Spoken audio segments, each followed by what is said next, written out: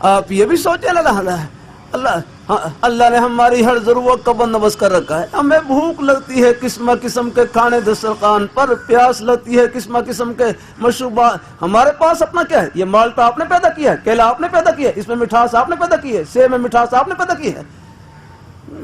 یہ تو ہم اللہ تعالیٰ کی نعمتیں الحمدللہ ہاں تیار شدہ پینے نعمتیں کھاتے ہیں.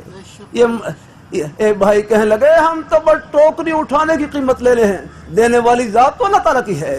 وہ تو بیچارے اب زمیندار حضرات ہیں، بیج ڈال دیتے ہیں وہاں. یہ اندر کیسی اللہ پاک کی قدرت کا کارخانہ چل رہا ہے الحمدللہ.